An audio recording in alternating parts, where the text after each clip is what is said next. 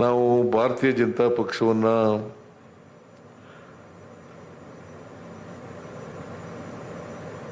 ಸುಳ್ಳಿನ ಸರದಾರ ಅಂತೇಳಿ ನಾವು ಕರೀತಾ ಇದ್ದೆ.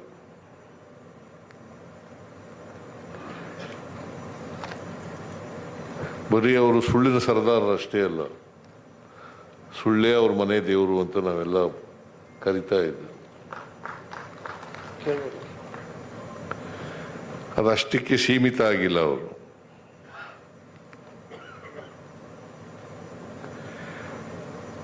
ಮತಗಳ್ಳತನ ಮಾಡೋದ್ರಲ್ಲೂ ಕೂಡ ನಿಶ್ಚೀಮರು ಅಂತಕ್ಕಂಥದ್ದನ್ನು ಸಾಬೀತು ಮಾಡಿದ್ದಾರೆ.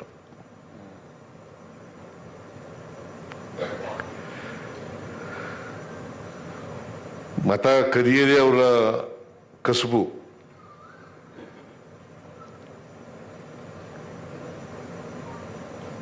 ಅದಕ್ಕೋಸ್ಕರ ಭಾರತೀಯ ಜನತಾ ಪಕ್ಷದವರು ಇತ್ತೀಚಿನ ವರ್ಷಗಳಲ್ಲಿ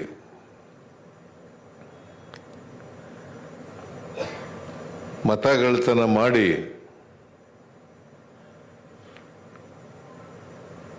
ಲೋಕಸಭಾ ಚುನಾವಣೆಯಲ್ಲಿ ಮತ್ತು ಅಸೆಂಬ್ಲಿ ಚುನಾವಣೆಗಳಲ್ಲಿ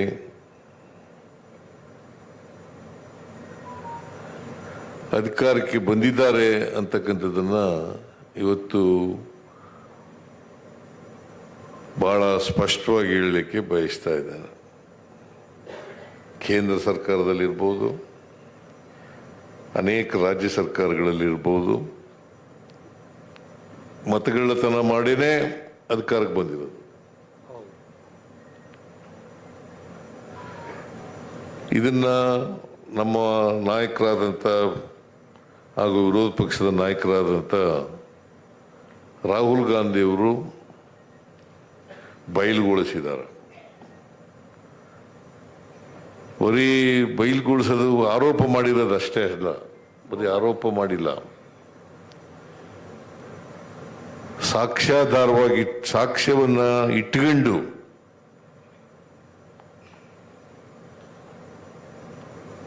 ಅವ್ರನ್ನ ಬಟ್ಟೆ ಬಯಲುಗೊಳಿಸ್ತಕ್ಕಂಥದ್ದನ್ನ ಮಾಡಿದ್ದಾರೆ. ಮಹಾರಾಷ್ಟ್ರದಲ್ಲಿ ಮಾಡಿದ್ರು, ಆಮೇಲೆ ಕರ್ನಾಟಕದಲ್ಲಿ ಮಾಡಿದ್ರು, ಆಮೇಲೆ ಹರಿಯಾಣದಲ್ಲೂ ಕೂಡ ಮಾಡಿದ್ರು. ಈಗ ಇತ್ತೀಚೆಗೆ ನಡೆದಂಥ ಲೋಕಸಭಾ ಬಿಹಾರ್ ಚುನಾವಣೆ, ಅಸೆಂಬ್ಲಿ ಚುನಾವಣೆ, ಅಲ್ಲೂ ಕೂಡ ದಿಲ್ಲಿನಲ್ಲಿ ವೋಟ್ ಮಾಡಿರೋರು ಬಿಹಾರ್ನಲ್ಲಿ ವೋಟ್ ಮಾಡಿದ್ದಾರೆ. ದಿಲ್ಲಿನಲ್ಲಿ ವೋಟ್ ಮಾಡಿರ್ತಕ್ಕಂಥವ್ರು, ಯಾಕಂತಂದ್ರೆ ನಮ್ಮ ಸಂವಿಧಾನ ಹೇಳ್ತದೆ ಒಬ್ರಿಗೆ ಒಂದೇ ವೋಟು.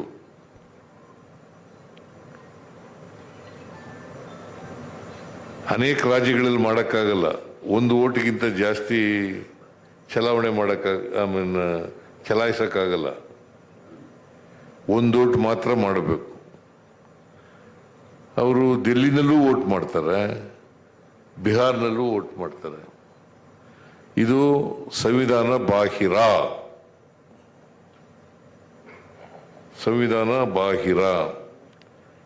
ಇವತ್ತು ಸಂವಿಧಾನ ಬಾಹಿರವಾಗಿ ಅಧಿಕಾರ ಹಿಡಿತಕ್ಕಂಥದ್ದು ಇದೆಯಲ್ಲ, ಇದು ಸಂವಿಧಾನಕ್ಕೆ ವಿರೋಧಿಯಾದದ್ದು ಮತ್ತು ಪ್ರಜಾಪ್ರಭುತ್ವ ಮೂಲ ತತ್ವಗಳಿಗೆ ವಿರುದ್ಧವಾದದ್ದು. ಇದನ್ನ ಮಾಡಿದ್ದಾರೆ. ಈಗ ರಾಹುಲ್ ಗಾಂಧಿಯವರು ಕರ್ನಾಟಕಕ್ಕೆ ಬಂದಿದ್ದರು. ಮಹದೇವಪುರದಲ್ಲಿ ಏನು ನಡೆದಿದೆ ಲೋಕಸಭಾ ಚುನಾವಣೆಯಲ್ಲಿ,